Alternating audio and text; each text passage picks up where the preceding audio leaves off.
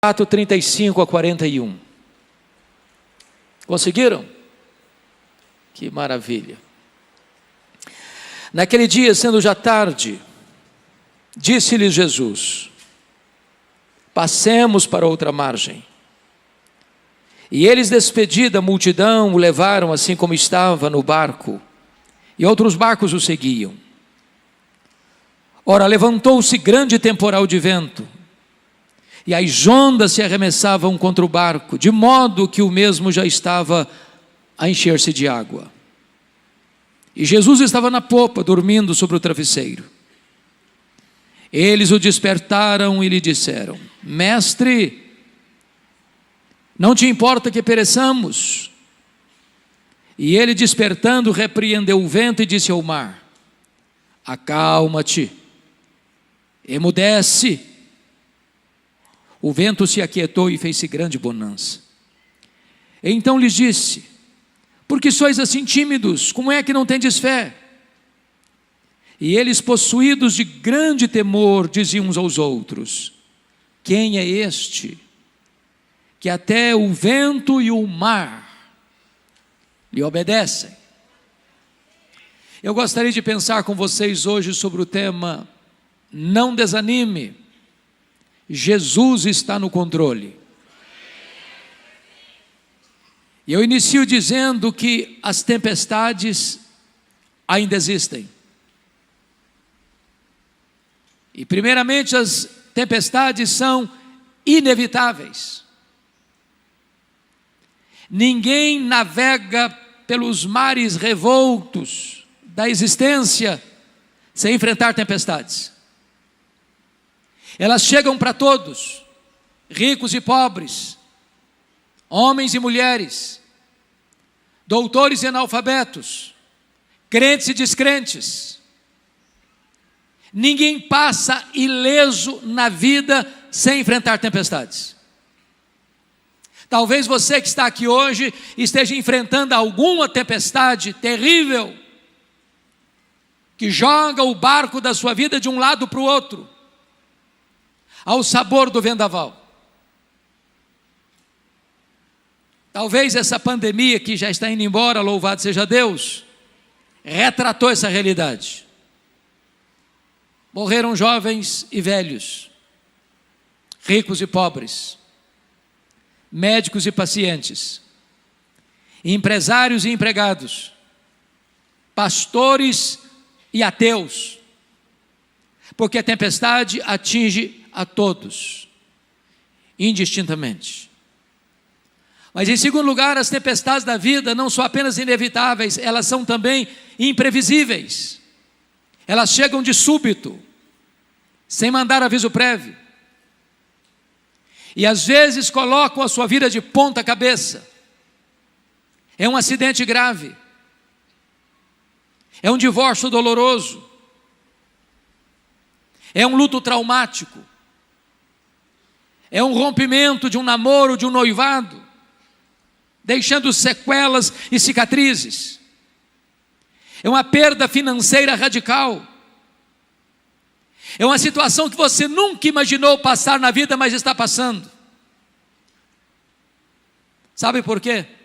Porque as tempestades são imprevisíveis. Elas chegam sem você jamais ter imaginado passar por elas. Esse fato pode ser ilustrado pela própria geografia deste espaço aqui. Eu acho que todos vocês sabem que o chamado Mar da Galileia, ou Lago de Genezaré, ou Lago de Tiberíades, não é um mar, é um lago. E é um lago de águas doces. O maior reservatório de água doce do Oriente Médio. Esse lago tem 21 quilômetros de comprimento por 14 de largura. Esse lago está encurralado por montes, do lado oriental as montanhas de Golã e do lado ocidental as montanhas da Galileia. Esse lago está a 220 metros abaixo do nível do mar Mediterrâneo. E um fato muito curioso acontece nessa região. No extremo norte de Israel está o monte mais alto de Israel, o Monte Hermon, cujo cimo fica coberto de gelo praticamente o ano todo. E então de vez em quando o vento gelado desce dessas montanhas cobertas de gelo, encurralado pelos montes, bate na superfície desse lago. Às vezes sol a pino e começa uma tempestade de vento, repentinamente. Foi certamente isso que aconteceu. Quando Jesus disse para eles, passemos para outra margem, não havia certamente nenhum sinal de tempestade. Mas enquanto navegavam, a tempestade chegou subitamente, transtornando a vida deles. É assim na vida também. Você não planeja, você não espera, mas a tempestade chega. Mas em terceiro lugar, as tempestades são também inadministráveis. Aqueles discípulos, boa parte deles, nasceram ao redor daquele lago, trabalhavam naquele lago, conheciam cada palmo daquele lago, já tinham passado por outras tempestades naquele lago e superado as tempestades, mas agora eles não conseguem controlar o barco, eles estão à deriva, eles estão rodopiando no meio do mar, indo para eles ao naufrágio inevitável. É assim na vida também, meus irmãos. Coisas domésticas, coisas familiares, de repente ficam estranhas. Relacionamentos tão harmoniosos, de repente ficam tempestuosos. Aquele filho, aquela filha tão obediente, de repente se torna rebelde. Aquele marido tão amável, de repente se torna tão duro no trato. Aquela esposa tão carinhosa, de repente se transforma numa mulher indiferente e ácida. As circunstâncias da vida que pareciam tão favoráveis e você estava ainda de vento em popa, de repente o vento contrário começa a lançar-se sobre você e a sua vida começa a sofrer riscos e perigos. E você não consegue administrar. E as rédeas saem das suas mãos e o leme não obedece mais o seu comando. Mas em quarto lugar, bendito seja Deus, as tempestades são também pedagógicas. Entendamos isso, irmãos. Nós cremos numa doutrina gloriosa que nós chamamos de soberania de Deus. Nós não cremos em acaso, nós não cremos em sorte, nós não cremos em azar, nós não cremos em determinismo cego, nós não cremos em olho gordo, nós não cremos em misticismo. Nós cremos que a mão de Deus dirige o nosso destino. Nós cremos que Deus está no trono, que Ele tem as rédeas da história em suas mãos, e que nenhuma folha cai de uma árvore no outono sem que Deus saiba, sem que Deus permita. As tempestades que vêm sobre a sua vida não vêm para destruir você, vêm para fortalecer e tonificar as musculaturas da sua alma. As tempestades não vêm para nos destruir, vêm para nos fortalecer, não vêm para nos reprovar, vêm para nos aprovar na presença de Deus. Então, dito isto, à guisa de introdução, com a Bíblia aberta comigo no texto, eu gostaria que você considerasse essa passagem comigo. O contexto aqui é que Jesus passara todo aquele dia ensinando as parábolas do reino. E se você já deu aulas, ou pregou, ou deu palestra um dia inteiro, no final do dia você está exausto. E então diz a Bíblia que depois de dar estas palestras sobre o reino de Deus, ensinar essas parábolas, Jesus disse para os seus discípulos: passemos para outra margem. E diz a Bíblia que Jesus entrou no barco, pegou um travesseiro, foi lá para trás do barco na popa, deitou e dormiu, porque ele era homem, perfeitamente homem, e estava cansado. E nesse momento então os discípulos começam a navegar, quando a tempestade súbita chega, e eles tentam administrar o problema, e não conseguem.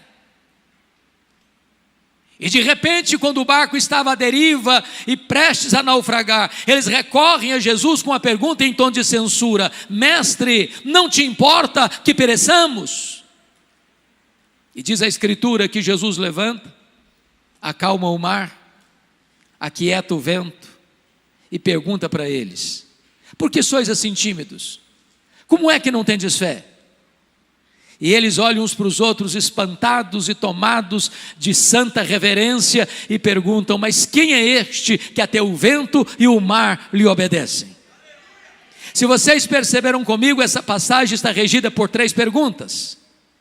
No verso 38, a pergunta dos discípulos a Jesus: mestre, não te importa que pereçamos? No verso 40, a pergunta de Jesus para os discípulos: por que sois assim tímidos? Como é que não tendes fé? A terceira pergunta está no verso 41, é entre os discípulos: quem é este que até o vento e o mar lhe obedecem? Se o texto está regido por essas 3 perguntas, é sobre elas que vamos conversar com vocês nesta noite. Vejamos a primeira pergunta: mestre, não te importa que pereçamos? Eu quero dizer que essa é a sua pergunta, essa é a minha pergunta, essa é a nossa pergunta na hora da dor, na hora da angústia, na hora do desespero, na hora que a morte nos mostra a sua carranca, na hora que as circunstâncias saem das nossas mãos, na hora que o medo tenta nos encurralar, na hora que as forças do nosso braço já não existem mais, na hora que o barco da nossa vida não obedece mais o nosso comando, todos nós ficamos aflitos. E nessa hora você pensa: meu Deus, por que o Senhor não me socorre? Por que essa tempestade veio? Por que comigo? Por que agora? Por que desse jeito? E quando eles recorrem a Jesus, eles recorrem não só com a pergunta, mas com a censura. Eles estão dizendo o seguinte: não vais fazer nada? Não estás vendo o nosso perigo? Não estás percebendo a nossa angústia? Não estás notando que esse mar está nos engolindo vivos? Vais continuar dormindo? Essa é a pergunta que nós fazemos. Mas por que eles estão fazendo essa pergunta? O que não está bem resolvido na cabeça deles? Primeiro, não está bem resolvido na cabeça deles o fato de Jesus ter dado uma ordem para eles: passemos para outra margem. E na medida em que eles obedecem a Jesus, eles enfrentam a tempestade. Na nossa cabeça, via de regra, o raciocínio é esse: com Cristo no barco tudo vai muito bem, vai muito bem, vai muito bem. Com Cristo no barco tudo vai muito bem. E aí você pensa assim: se Jesus está conosco, não tem tempestade, não tem crise, não tem problema, não tem luta, não tem dor, não tem surpresa. Quando você obedece a Jesus, o que você espera? Vai dar tudo certo. Mas de repente você entra no barco em obediência a Jesus e a tempestade pega você, e a crise chega, e a doença chega, e o problema financeiro chega, e o problema no casamento chega, e o problema na família chega, e a dor chega, e vocês: meu Deus, não estou entendendo. É fácil você entender a tempestade que foi atrás do profeta Jonas. Ele estava numa rota de fuga, ele estava numa rota de desobediência, e Deus mandou a tempestade atrás dele para trazê-lo de volta para o caminho da obediência. Notinha de rodapé: crente rebelde e desobediente é endereço certo de tempestade, sabia? Deus vai mandar a tempestade atrás de você, não para destruir você, para trazer você de volta. Agora, o que você e eu não entendemos é como nós estamos fazendo a vontade de Deus e a tempestade nos apanha. Não estava bem resolvido isso na cabeça deles. Segunda coisa que não estava bem resolvido na cabeça deles: como conciliar a urgência da necessidade deles com a demora de Jesus em atendê-los. Eu pergunto a vocês: o que Jesus estava fazendo naquele barco? Dormindo. Quem está dormindo não está agindo. E sabe, irmãos, pior do que a tempestade, para nós, é a demora do socorro. Tem hora que a demora de Deus grita mais alto nos ouvidos da nossa alma que o barulho mais ruidoso das circunstâncias mais adversas. Talvez foi a dor de Marta, quando manda um recado para Jesus: está enfermo aquele a quem amas. E eu fico imaginando que, já que tinha muita gente na casa da Marta e da Maria, as perguntas eram essas: será que ele vem mesmo? E Marta respondia: claro, ele nunca nos deixou na mão. E o Lázaro piorando. E Marta talvez olhando na estrada se Jesus apontava.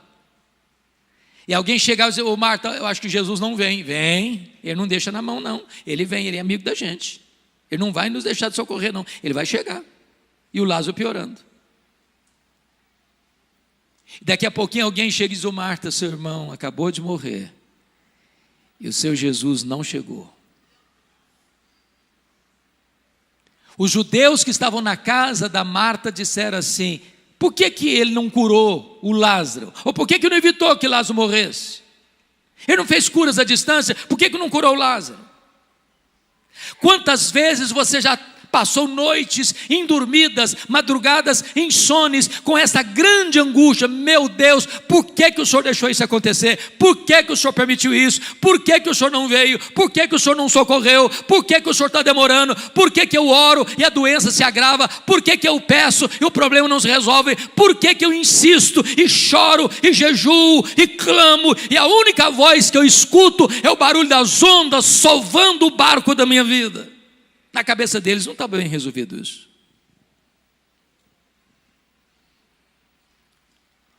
Mestre, não te importa que pereçamos? Aí diz o texto que Jesus então se levantou, repreendeu o vento, repreendeu o mar, porque o vento tem ouvidos e o mar consegue escutar o Criador. E eu fico imaginando que o mar, como uma fera selvagem, ao escutar o comando do Criador, vai se encolhendo, e o vento vai se recolhendo às recâmaras, e tudo se faz calmo e bonançoso. Eu quero dizer para você que a sua tempestade é maior do que você, mas a sua tempestade está debaixo do controle do Senhor Jesus. O mar se revolta na sua vida, mas o mar escuta a voz de Jesus, e na hora que Ele mandar, o mar se acalma, o vento cessa, e haverá bonança na sua história e na sua vida. O que eu acho maravilhoso, pastor Marcos, nesse texto, é que há dois registros de tempestades nos evangelhos. Este é o primeiro, e curiosamente Jesus primeiro acalma a circunstância, para depois acalmar os discípulos. Lá na segunda tempestade, relatada em Mateus 14, 22 a 33, o mar também está revolto, mas Jesus não está com eles. E Jesus vem caminhando sobre o mar, e os discípulos ficam apavorados, pensando que é um fantasma. E antes de Jesus acalmar a tempestade, Jesus acalma os discípulos, dizendo assim: tende bom ânimo, sou eu, não tenham medo. Por que Jesus mudou de metodologia na segunda tempestade? Porque tem hora que Jesus sabe que a tempestade da sua vida não está dentro de você, está fora de você. Tem hora que Jesus sabe que a tempestade não está fora de você, está dentro de você. Tem hora que Jesus não tem que acalmar a circunstância, tem que acalmar o seu coração. Eu quero dizer para você que Jesus está aqui nesta noite, e Ele conhece a tempestade de fora, e Ele conhece a tempestade de dentro, Ele conhece a circunstância, Ele conhece o seu coração, e hoje Ele está aqui para acalmar a tempestade que está dentro da sua alma, e acalmar as circunstâncias que estão assolando a sua vida. E depois que Jesus acalma o mar e o vento, agora vem a segunda pergunta do texto, e Jesus pergunta assim: por que vocês estão com medo? Por que vocês não têm fé? E eu fico perguntando a mim mesmo: meu Deus, se eu estivesse lá, eu estaria com medo?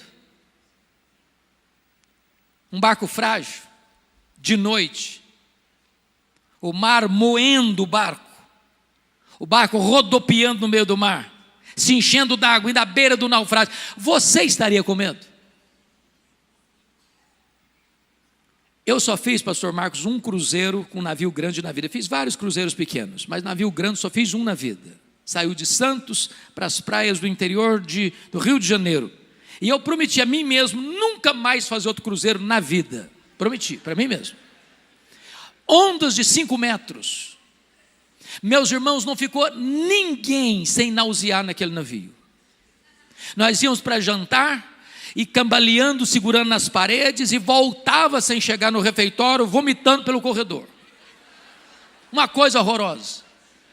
E quando saímos do rio, nessa circunstância, sabendo que tinha 8 horas pela frente, eu fiz uma oração: meu Deus, ou eu durmo ou eu morro. Agora pensa num barquinho pequeno, a morte mostrando a carranca. Você estaria com medo? E Jesus disse: por que vocês estão com medo? Como é que vocês não têm fé? A grande pergunta nesse texto é: por que eles deviam ter fé e não medo? Para ajudar vocês num recurso mnemônico da memória, dar-lhes-ei 4 motivos pelos quais eles não deviam ter medo e sim fé. Todos 4 começando com a letra P. Primeiro, por que eles deviam ter fé e não medo?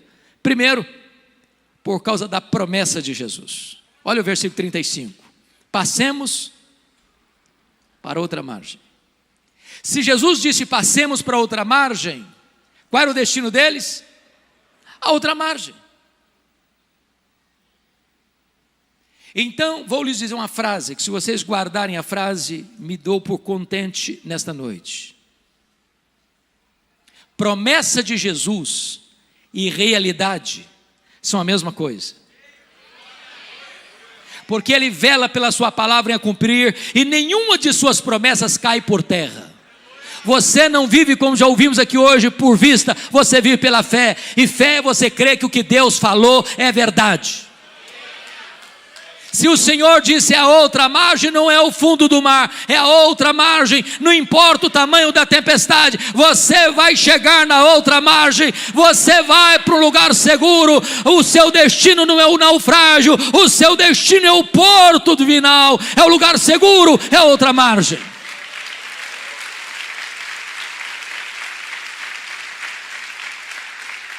Por que eles deviam ter fé e não medo? Em segundo lugar, primeiro, por causa da promessa. Segundo, por causa da presença. Jesus estava dentro do barco. E quem é Jesus?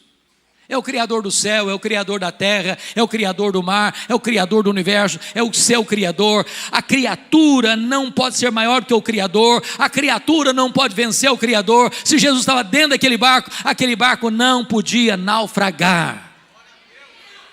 Meu amado irmão, nós não vamos deixar de ter medo. Não, eu não tenho medo porque eu sou um cara valente, eu não tenho medo porque eu sou um cara forte, eu não tenho medo porque eu sou um leão, eu não tenho medo porque qualquer coisa eu enfrento no peito, porque eu sou bom, porque eu sou isso. Não, você não precisa ter medo, não é porque você é forte não, você é fraco, eu sou fraco, mas o seu Deus é forte, o seu Deus é todo poderoso, o seu Deus é onipotente, o seu Deus está com você. Disse Davi: eu não temo a sombra da morte, porque tu estás comigo, a tua vara e o teu cajado me consolam. E Jesus prometeu: eis que eu estou convosco todos os dias, até a consumação dos séculos. Terceiro lugar, por que eles deviam ter fé e não medo? Primeiro, por causa da promessa. Segundo, por causa da presença. Terceiro, por causa da paz de Jesus. Eu pergunto a vocês: o que Jesus estava fazendo no barco mesmo? Dormindo. Então vou fazer outra pergunta. Jesus sabia que a tempestade viria? É óbvio que sim. E se sabia, por que dormiu? Dormiu porque tinha plena consciência que tudo estava sob controle. Me permita dizer isso: paz não é ausência de tempestade. Paz é a certeza que, apesar da tempestade, Jesus está no controle. Você pode perder o controle, Ele jamais perde o controle. Você pode chegar a um momento na vida que você não sabe o que fazer, Ele sabe. Você pode chegar um momento na sua vida, meu Deus, parece que a circunstância vai prevalecer, parece que a situação é inadministrável, parece que tudo está indo de bancarrota em bancarrota, mas Jesus não perdeu o controle, Ele está em paz. Tem hora que o meu coração fica assaltado de temor, e eu preciso dizer para o meu próprio coração, como o Salmo 116, 7, volta minha alma ao teu sossego, porque o Senhor tem sido generoso para contigo. Descansa, ó minha alma, acalma, acalma. Você não está vendo saída, a saída está nas mãos de Jesus. Você não controla a situação, Jesus está com as rédeas na mão. Você não sabe o que você vai fazer, Jesus está conduzindo o seu barco para o porto seguro e divinal. Quarto lugar, por que eles deviam ter fé e não medo? Primeiro, por causa da promessa. Segundo, por causa da presença. Terceiro, por causa da paz. Quarto, por causa do poder de Jesus. Se vocês perceberam, toda essa passagem está ao redor de outros textos que retratam o poder de Jesus. Por exemplo, aqui Jesus tem poder sobre as leis da natureza. O mar escuta a sua voz, o vento obedece o seu comando. Quando ele fala, o universo inteiro escuta a sua voz. O sol para, as estrelas aparecem. Quando ele fala, o vento escuta a sua voz. Quando ele fala, uma mula profetiza. Quando ele fala, um verme obedece a sua voz e vai lá exercer o seu trabalho. Quando ele fala, os demônios batem em retirada. Quando ele fala, os anjos saem na velocidade de um vento para cumprir as suas ordens. Ele é o todo-poderoso Deus, e o universo inteiro se curva à sua soberania. Ele tem o controle, Ele está no comando, Ele é Deus.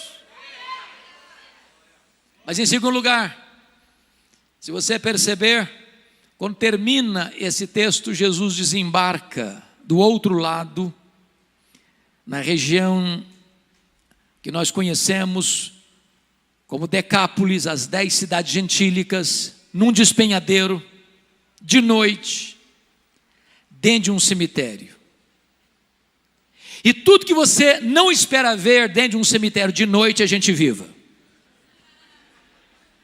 E lá tem um homem furioso, nu, ferindo-se com pedras, violento, correndo entre os sepulcros, gritando desesperadamente, tomado de 6.000 demônios. Legião era a maior corporação romana do exército romano, 6.000 soldados, composto de flecheiros, de arqueiros, de lançadores, de cavalaria, de infantaria. Era uma máquina de guerra. Por onde passava uma legião romana, tudo era destruído. Dentro de um único homem havia 6.000 demônios. E Jesus vai lá de noite, dentro de um cemitério, para um homem que está enjeitado da família, um homem foragido da justiça, que não tem algema que consegue detê-lo. E Jesus o liberta, e Jesus o cura, e Jesus o transforma, e o Jesus envia de volta para a sua família como um missionário. Sabe por quê? Porque Jesus tem poder sobre as leis da natureza, e Jesus tem poder sobre os demônios. Quem manda no céu, quem manda na terra e quem manda no inferno é o Senhor Jesus. Quem tem as chaves da morte e do inferno é o Senhor Jesus. Ele é o todo-poderoso Deus, e diante dele se prostra todo joelho, nos céus, na terra e debaixo da terra, e toda língua confessa que Jesus Cristo é Senhor, para a glória de Deus Pai. Mas quando Jesus retorna para o outro lado, onde ele morava em Cafarnaum, diz a Bíblia que Jairo chefe da sinagoga, procura Jesus desesperado, porque a sua filhinha única de 12 anos está muito doente. Ele diz: Senhor, vai na minha casa comigo, impõe as mãos sobre a minha filha para ela ser curada. E Jesus está indo com Jairo, quando uma mulher anônima, 12 anos sofrendo de uma hemorragia crônica, pensa consigo: se eu apenas tocar na orla das vestes de Jesus, eu ficarei livre do meu mal. Ela toca na orla das vestes de Jesus e a hemorragia é estancada na hora. Sabe por quê? Jesus tem poder sobre a natureza, Jesus tem poder sobre os demônios, Jesus tem poder sobre as enfermidades. A última palavra não é da ciência, a última palavra não é da medicina, a última palavra é de Jesus. Para Ele não tem doença incurável, para Ele não tem problema insolúvel, para Ele não tem vida irrecuperável, para Ele não tem casamento insolúvel, para Ele tudo é possível. Ele tem poder sobre as enfermidades, Ele é o médico dos médicos. Enquanto Jesus está cuidando dessa mulher, chega o emissário da casa de Jairo e diz para Jairo: ô Jairo, não incomodes mais o mestre, a tua filha acabou de morrer. O mundo desabou sobre a cabeça do Jairo. E Jesus diz para Jairo: não temas, Jairo, crê somente. E Jesus vai para a casa do Jairo.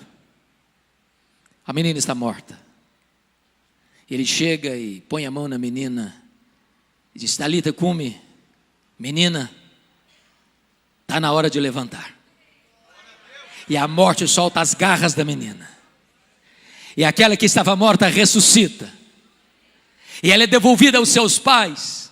Sabe por quê? Porque Jesus tem poder sobre a natureza, Jesus tem poder sobre os demônios, Jesus tem poder sobre as enfermidades, e Jesus tem poder sobre a morte.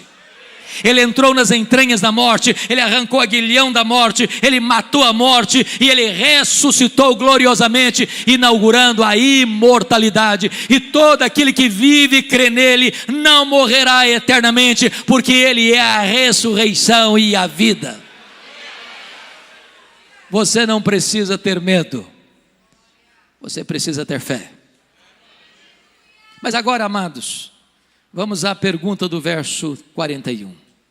Agora não é a pergunta dos discípulos para Jesus, agora não é a pergunta de Jesus para os discípulos, agora é a pergunta entre os discípulos. E eu fico imaginando a cena, pastor Marcos, aqueles discípulos molhados pelos jorros d'água que batiam no barco frágil, o mar calmo como a fera que recua, tremendo diante do domador. E agora eles olham espantados uns para os outros e perguntam assim: quem é este? Quem é este que até o vento e o mar lhe obedecem? E nós poderíamos responder esta pergunta nesta noite: quem é este? Este é aquele que com o Pai e com o Espírito Santo, lá nos refolhos da eternidade, antes do mundo ser criado, participou de um conselho eterno, onde a sua vida foi planejada, e Deus amou você com amor eterno.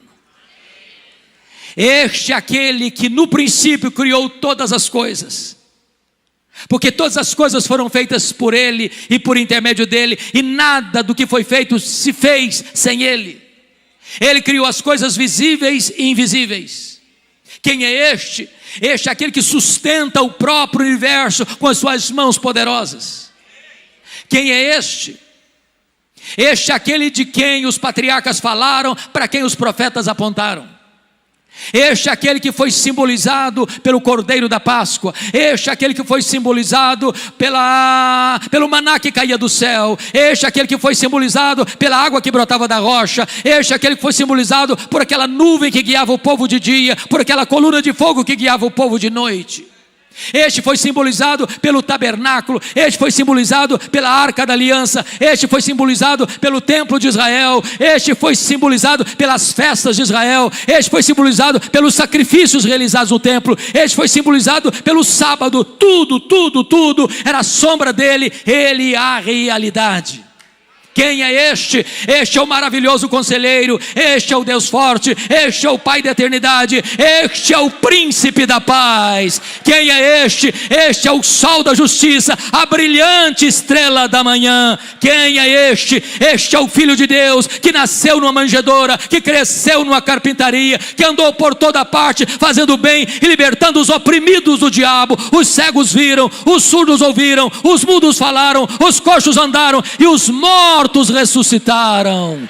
Quem é este? Este é o grande eu sou, este é o sol da justiça, este é a luz do mundo, este é o pão da vida, este é a porta, este é o bom pastor, este é a ressurreição e a vida, este é o caminho e a verdade e a vida, este é a videira verdadeira. Quem é este? Este é o cabeça da igreja, este é o fundamento da igreja, este é o dono da igreja, este é o edificador da igreja, este é o protetor da igreja. Quem é este? Este é o verbo eterno, pessoal, divino, que se fez carne e habitou entre nós, cheio de graça e de verdade, e vimos a sua glória, glória como do unigênito do Pai. Quem é este? Este é o Salvador, este é o Messias, este é o Senhor dos senhores, este é o Rei dos reis, este é o amado da nossa alma, este é a nossa paz, este é a nossa alegria,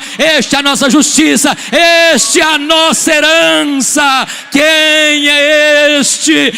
Este é o eterno Filho de Deus, que veio ao mundo por amor de nós, que suou no Getsemane, que sangrou no Getsemane, que foi cuspido no sinédrio judaico, que foi espancado no pretório romano. Quem é este? Este que é aquele que carregou o seu lenho pelas ruas de Jerusalém, é aquele que foi pregado no leito vertical da morte, é aquele que morreu pelos nossos pecados e ressuscitou para a nossa justificação.